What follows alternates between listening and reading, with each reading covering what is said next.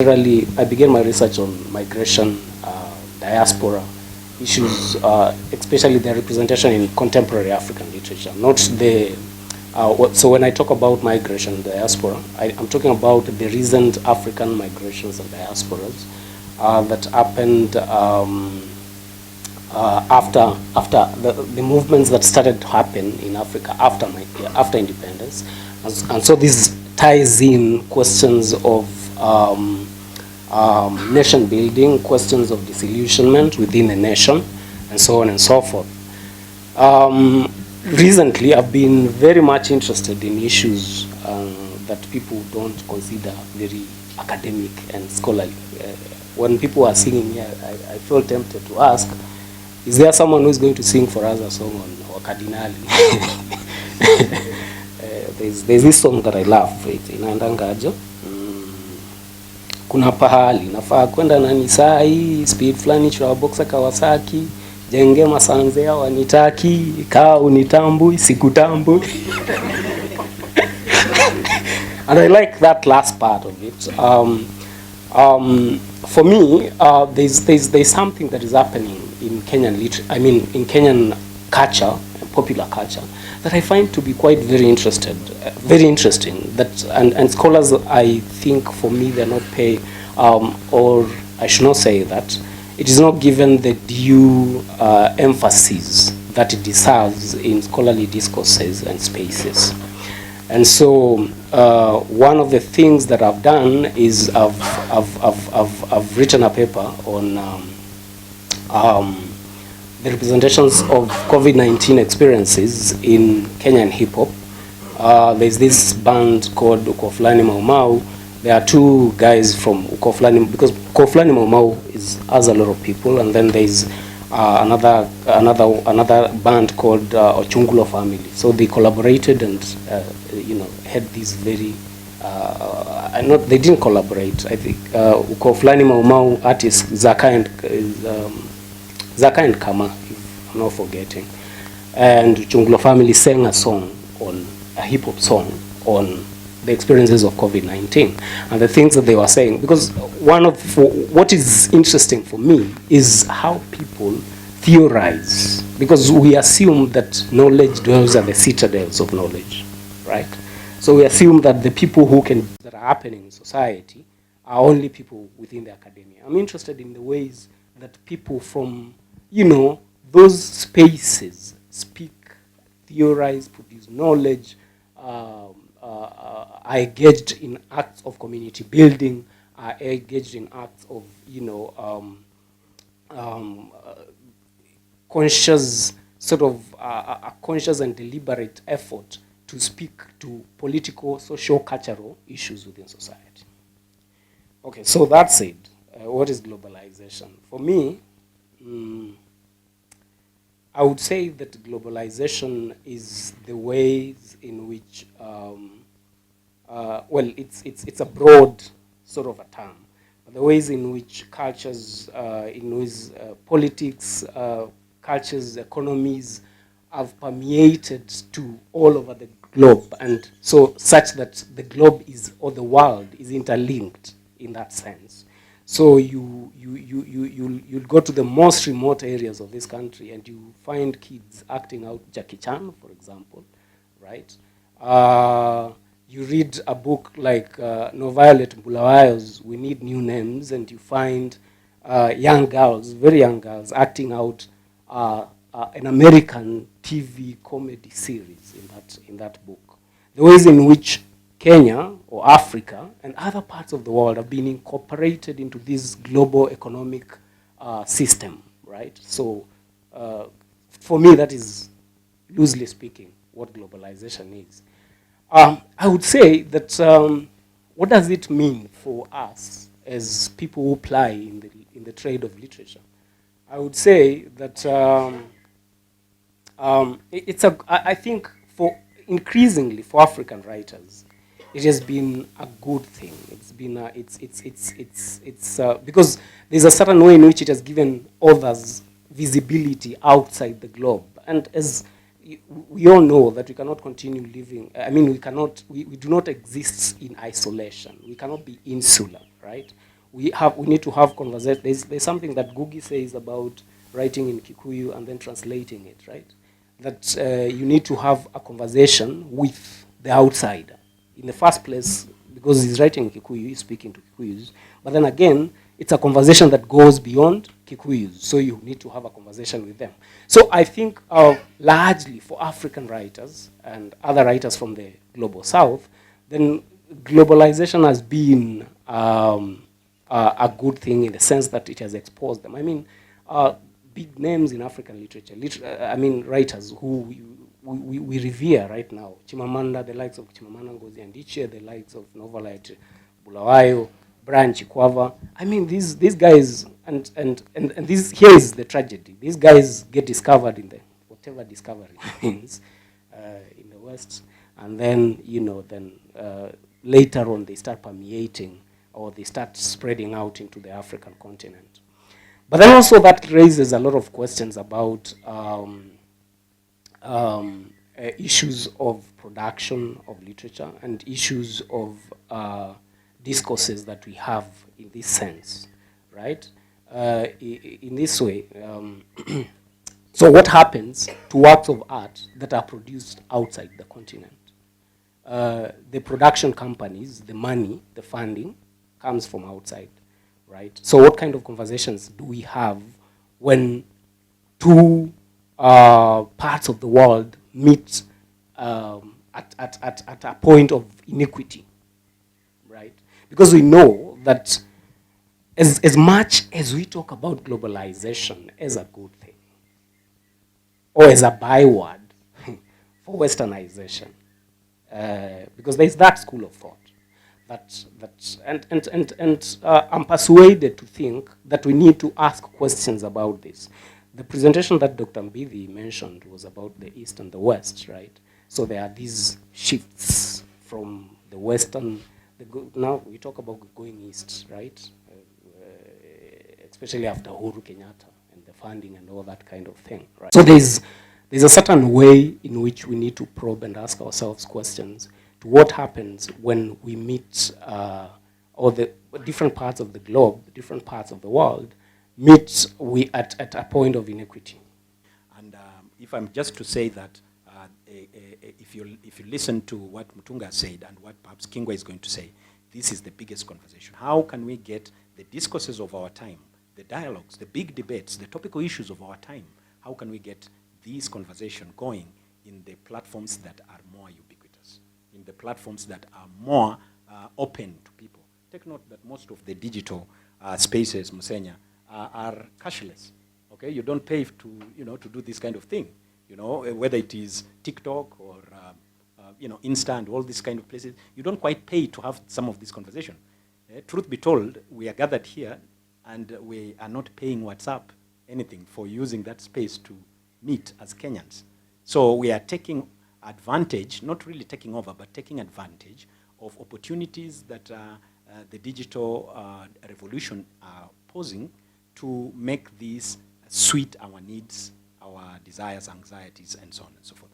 Kingwa, maybe you want to say something about what you're doing with the University of Nairobi and public intellectuals, that wonderful thing you're doing. When we used to have the annual Kwani summer literary seminars in Lamu, like such amazing adventures. In fact, as I was coming this, I was just remembering that it was that spirit of just a whole bunch of people converging in one place to talk about writing, which is always exciting. So happy to be here. I see some familiar faces, but also very happy to see non-familiar faces. I think I would recognize names if I saw them. Thank you for hosting us here, Professor Kibwana. You said that I'm the people's president, but I might be beaten up because we have another president here, Professor Kibutha Kibwana. Politics might turn up along the way or not, I don't know, but a lot of us hold him in high esteem. The question on we actually had a session yesterday on Thursday at the University of Nairobi History Department, and one of the things we were talking about was raising the intellectual quotient. So I was telling Professor Mbongi, who's the chair, that these kind of series that he was running are raising the intellectual quotient in the nation, because I listened to the radio I stopped listening to the radio because I used to get apoplectic. I used to be like, how are we talking about things like this when the same month in the newspaper you're hearing about how people in Turkana, people in Northeastern, there's no food. When you're hearing about like all sorts of crazy things. So my background, let me say a bit about my background. So I studied literature, history. I was in the media, but within the media, so I was with Nation. But in all that time, I had a lot of angst about what are we doing with media? What are we doing with this media tool? Why is it that in January we're seeing mass corruption? In December, the same headline, mass corruption. Like, what are we doing? We're just playing with people's heads. Like, where is the seriousness? Like, where is the activist element? Where is the potential for media and expression, which as writing? What are we doing with it? Are we using it effectively? And I think for those who follow the South African story, I can't remember the name of the media, but these guys who did investigative journalism to the extent that that literally a whole government was impacted. But to answer the question of the public intellectualism, so I run an organization called Black Star Media, and we work with visionaries. We say that we're activating visionaries, and that's people in arts and culture, human rights, entrepreneurship, and innovation. And because the infrastructure in these places is not as it should be, still today publishing is more like for the school market. There's no spaces where there's no conveyor belts. There's no, it's improving because like now in the education systems, things are happening, but where are the agents for writers? Publishing houses that are just purely dedicated to taking care of writers. Where is the business support? So that's what we do. We give business development support in just in a 360 level of ways. And I was very honored to actually work with Professor. We launched his book earlier in the year. I don't know if some of you were able to attend his poetry book at Ufungamano. So I don't know if that answers the question, but I think for me, my spirit is very much driven by consciousness and what are we doing as writers, as thinkers, as holders of the soul of the nation. I like that you say the crisis we're in today, that there is a spiritual aspect to is an existential problem. And when we see how things are happening in America, in Europe, the rise of the right and all that hatred, all that division, and I usually say Kenya is was the womb of mankind, is the mother of really humanity. And so for me, that us as Kenyans, we have a duty, a responsibility to be able to start bringing back the balance, bringing back humanism, Utu. And so I think we have our work cut out for us as writers, as humanists. And I think we're up to the task. I'm very optimistic about whatever the future holds. And I guess we'll talk some more as we go along. But I'm open to talking to everyone whatever it is that you're doing, if you need support in terms of just thinking through how to make your project sustainable, how to get your writing out. We also do like writing manuscript clinics and that kind of thing. And we'll be talking some more. Thank you so much. It's more like we have the science, we have everything. And this TikTok, for those of us who grew up when listening to the clock, the hand of the clock. So it's tick, tock, tick. It's every second, right? So the question is, what are you doing with your seconds? Because we realize that while we talk about all this, there's been a craze for Save Mother Earth. And Dr. said, this might be about the spirit. It may not even be about, what we're doing. So introspection also. Is it that the African spirit, is it calling us and we need to listen? Is this spirit calling or looking for a Moana? So for me, that's where I would want to end it. But my question would be, as we ail, as Mother Earth ails, as our Ubuntu and Utu ails, because more like we are breaking the bridges and building walls. It's not African. right? But while all that is happening, who is going to be the Moana? Thank you. You see, that question is who's going to bail the cat? And I would feel very discombobulated living here if we are just asking questions and we're not kind of speaking to them. And even you speaking, there's something that you're doing right now that's very Moana, like all of us here are. And I'm saying this because there's a tendency of looking for somebody, looking for the saviors outside us, when we are the saviors, all of us. Professor, an average Kenyan is a polyglot. You know, he speaks this language and that one and the other. And remember, each of these languages have their own thought structures, their own philosophies, and so on and so forth. So the competency ingrained in the mind and capacity of a Kenyan is an energy which has always been there. It just needs to be celebrated, brought out, encouraged, and nurtured. I actually started by writing a novel, and I went to, I think, chapter 20-something. Then I stopped. It's something all of my sisters and my brothers have read at home. Lies there in tatters. I didn't think I was cut out for that. But now that I've met you, I feel it's what my life has been all about. I've been sitting on something big. So the next time we have a forum like this, I think, yeah, I'm going to have something to present. So I'm glad to learn from all of you and really humbled to be amongst you. Thank you. I want to just focus on, let me say, 3 areas. We can talk about globalization and without talking about the media, because it is the vehicle that carries that element of globalization.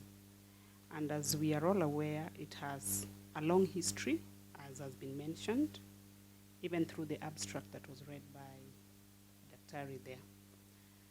When we look at the media today and before, someone asks, it's globalization, yes, but whose story? Whose story do we read in the media? Whose story do we read? Whose story do we interact with? So that the idea of globalization is meant to create connectedness. We are supposed to be just that one village. But are we really one village? The globe is supposed to be one. But if you peruse through BBC, CNN, New York Times, and all those, traditional media, whose story do we read? And what angle are these stories? In which angle are these stories told? So that when you talk about African stories, someone has already mentioned a case of a person not being recognized because the stories are not reflecting, quote unquote, that which is expected to be reflected. So that over the years, we realize that stories in the media seem to be, should I say, speaking one ideology about African. Stories about African are supposed to be this. They're supposed to showcase poverty, hunger, deprivation, Stories in Africa are reflected outside there as stories that are supposed to reflect negativity. Of course, there have been conversations and arguments, and we've come all the way from the 1960s with the NWICO agenda and fair representation.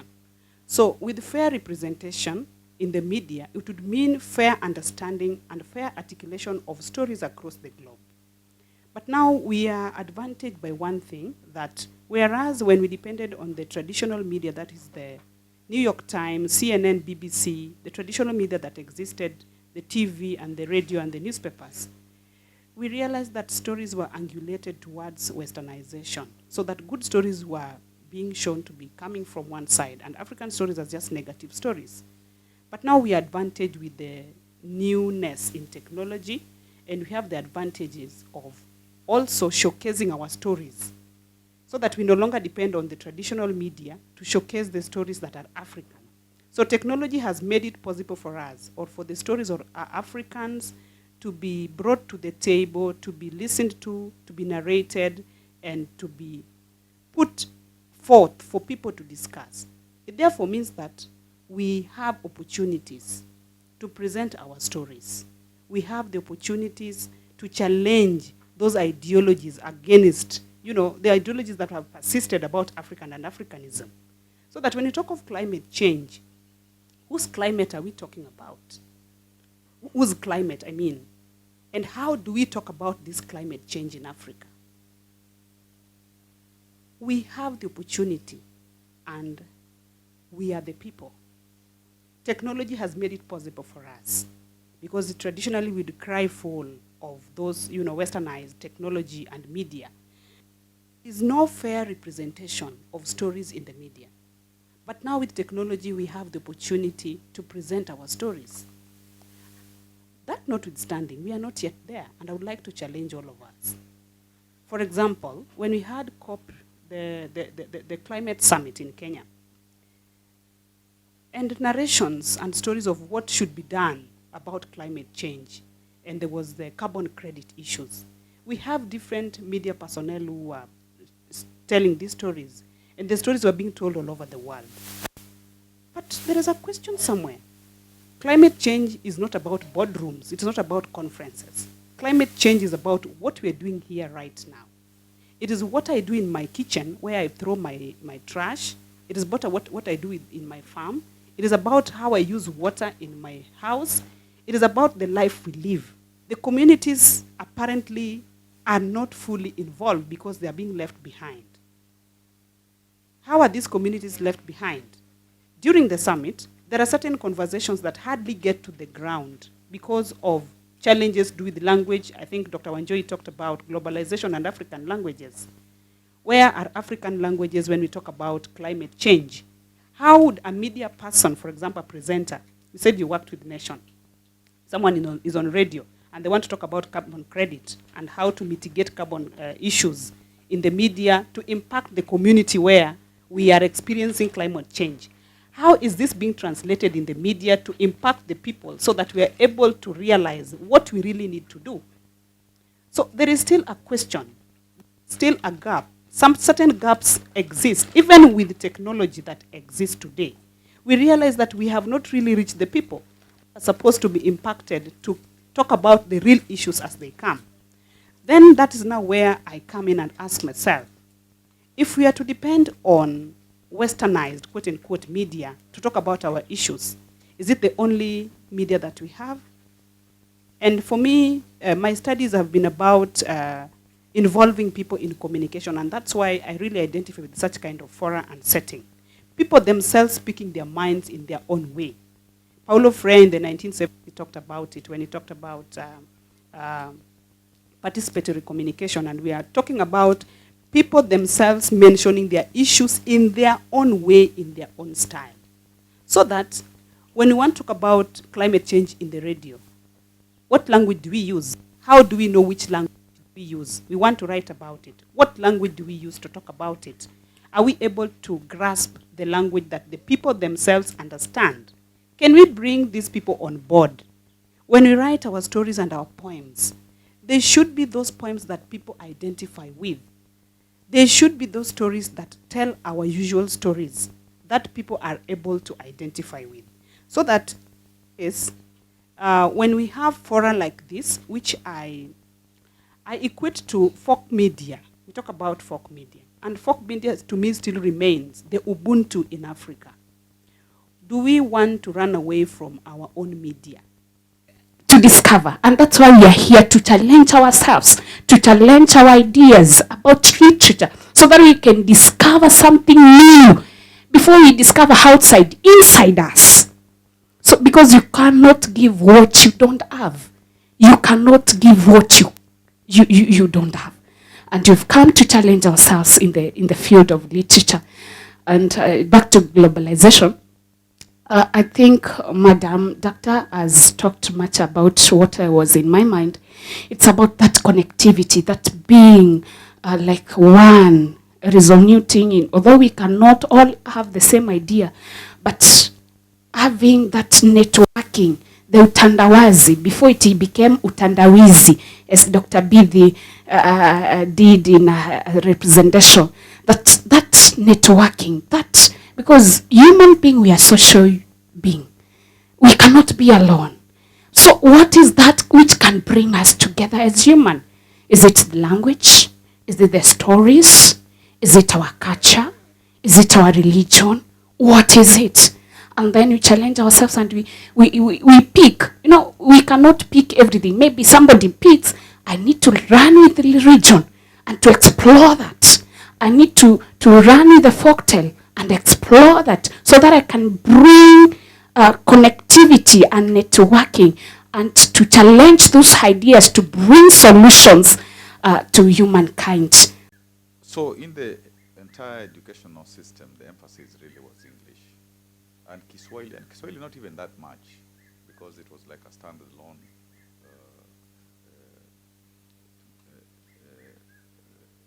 language, and it was mixed with Farsi and Kiswahili language were kind of mixed. So I went to school, Machako School, from 1 to 6, and again the teachers were, most of them that time were from UK. Actually, when we went to Form 1, we took some time, because they spoke English, and you know. You took almost the first term to understand what they were saying. Now, let's fast forward a bit. Like, as a worker in civil society, even within government, a lot of the official speeches, the policies are written in English, you know. So actually, most of the times, the leaders are not communicating with the citizens, because some, even I remember an aunt, when I got married and my spouse is from the courses, she said she didn't understand English, she didn't understand Kiswahili, so she was saying, "Nakuna uneno kakamba kanini? Can you speak just a little kakamba so that we can understand each other?" And you know, it was not possible. So I think in terms of what you are doing, you know, these discussions, if the language issue is not really sorted out, then it means a lot of people are left out in the conversations that we are having. The radios, the vernacular radios, are helping quite a bit. Because, for example, my mother, who is like about 85, 86, you know, she has that radio so that she can listen to Mosi, to all those Kamba programs. She can understand a bit of Kiswahili. And so we can engage with her in big debates because she has heard from Mosi. Then she'll ask me, you know, and she'll be able to analyze and advise me, you know, this is, you know. So it is when they're part of the conversation that we can have a better kind of conversation around and off, you know. Now, when we go back to antiquity, to like ancient Egypt, that was a very powerful civilization, and indeed one of the civilizations where for about 5,000 years they had a state, they had a country, they had an empire, and that is in Africa. So of course there are some people who say no, this must have been other people, they could be black people, and they were able, particularly through education, one of the driving forces of that civilization was the kind of education that they had, you know, where they emphasize, you know, ethics, you know, that you have to do work well because you will go to some year, you know, you will go to some good place afterwards. And they believed it. And they believed it. So even as we think about what to do on the continent, I think we have to go back and ask, you know, like if it is the Egyptian civilization, Sudanese, Ethiopia, and all those places, and West Africa, and a lot of Africa, what is it that they did, which was, of course, interrupted by particularly colonialism, and how can we think about that, and even what else we have learned, and how we can have a new thing. And maybe to conclude, something that I think about sometimes is, yes, we go to Europe, we go to, USA, we go to those places. And some of the Africans are beginning to, even the Africans from Africa, are beginning to claim some of those spaces. They're beginning to claim, professionally, even in the politics, like, the Senate, like, a lot of those places.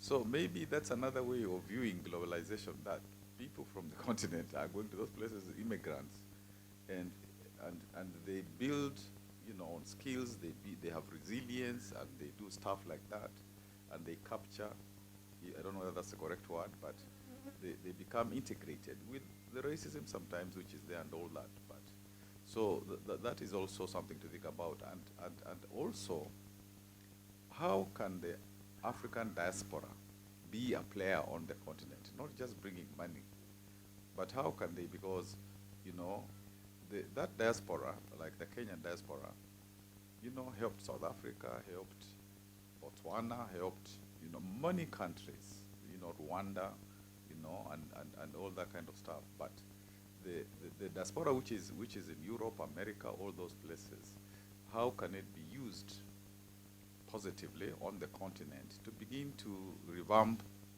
some of our systems that are kind of collapsing? So I think we are still in a good place. I'm optimistic.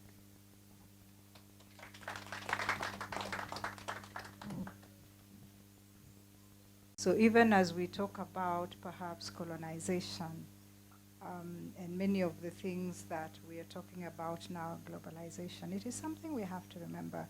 And I like to remind people, and I really would like to insist that even as we sit here today, even as we talk about globalization, the Egyptian civilization is still the oldest known civilization. And if you look, and they have done a very good job of preserving the hieroglyphs in the Valley of the Kings, that's the oldest writing there is. And you stand there and you look at what they have done, and you listen to the story that is being told through the hieroglyphs, and you want to learn this language. It is a language that people were using long before the Romans, long before the Greeks, and these were newbies. Because if you look through, go down the Nile Valley, we've lost a lot of history, of course, in the southern part of the country where we have the Lake Nasser now. But those were seriously black Africans. And the lighter colors came after they were colonized by the Muslims. And you can see they had temples. The Muslims came and built mosques inside the temple. We need to know where we have come from, and then we strategize where we want to go, and then work to get there. We need to get the work done. And I know one of my earliest publications, I was talking about creative writing in this country. And if you look at the patterns, and it is one of the things I was reading in that research article, we complain a lot about these people who come with a language, and we borrow this and that and the other from their languages. But my point then, and I think it is still very valid today, and I would like to do that, if we could spend time, money, and resources to revamp our languages. Now, the Kiswahili we are proud of. Somebody else is taking care of it. Taasisi ya Utafiti, Chuo Kikuu cha Dar es Salaam. What are we doing about our languages? And in that research article, which was published in 2014, I was really very excited. We were new into, Majimboism, and I thought that if each of our counties could pick a language, and it doesn't matter which it is, because for me, all of these languages are very important. I tell you, I went to high school, I would sit next to somebody who would speak Kitaita, and I would start to learn Kitaita. The next class, I would sit with somebody who is speaking Kitoro from Uganda, and I would start to learn. All of these languages are very, very important. We need to keep them alive. But the only way to do that is to research, speak them, read them, write them. And I thought if each county takes one, we need these books, you know. I started learning Chinese, and I discovered these guys, they even have books. They have now started teaching us Chinese in Kiswahili. They write the books, they do the videos, they give you the equipment. All you need to do is walk. They bring a Chinese Confucius Institute right on campus, which is why I was doing it in the first place. But it is there. They don't charge you. You walk in, you sit down, you listen to people speaking Chinese, and by the end of the day, you speak Chinese. But if we don't do that with Kikamba, Prof, if we don't have an institute here in Wote where people will read, speak Kikamba, and actually do research. So when new phenomena comes up, you know, this smartphone that we're all holding, what is it called in Kikamba? Somebody in that taasisi ya utafiti sat down, came up with a name, put it in the dictionary. Rununu. But have we done that with Kikamba? Have we done that with Kikuyu? Have we done that with any of these other languages? Until we can put in those resources, we are going to be sitting here and complaining, and someone else will bring their language here and teach it to us. You see how kids learn going to Alliance Française. They are learning French. There are exciting things there. There is a whole bibliothèque. I used to work in that bibliothèque for about a year. Kids will come, even if they don't want to learn French. But there are books there, and you can sit there, watch video, read books, and it is free. You know why it is free? Because somebody somewhere is putting in those resources. The owner of that language is doing research and putting in resources to make sure they take that language to someone else. Can we please do the same with our own? Thank you. We need to globalize ourselves. The journey has started. This is it. What we are doing here today is what, in my own view, mean, or I understand by globalization. It is sharing what we have. It is coming home together. And again, as you engage the foot, I asked you to engage. You will still thump down kindly. Oh yes, there you are. Mm-hmm. Wega umagana namusie, wega umagana musie, wega umagana koe, wega umagana musie, wega nimisi umagana musie. Thank you. I'm being guided. Gemi umagana koe, gemi umagana musie, wega umagana musie. Thank you so much. That means, where does goodness come from? It begins from the home. This is our home. Professor, thank you so much. Dr. Makoha, thank you so much for this. This is our home. If we depart from this home, then we can never talk about anything globalization. Because where will we be? We need to start from home before we go out. That is what we're saying here.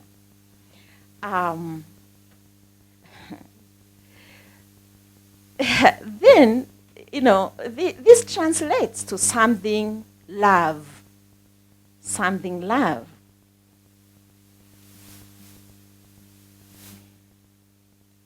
I'll say, where does goodness come from? And I'm going to to say it comes from Mwanyani. We say the goodness and the basis of this home, of this family that has already started, begins here in Mwanyani. This goodness that has been born today, that has been nurtured here in Mwanyani, you know, it's something beautiful. This is where we begin, but this is not where we end. We begin here and we go far. We are saying, if you forget today, you will regret. That's what the last chant says.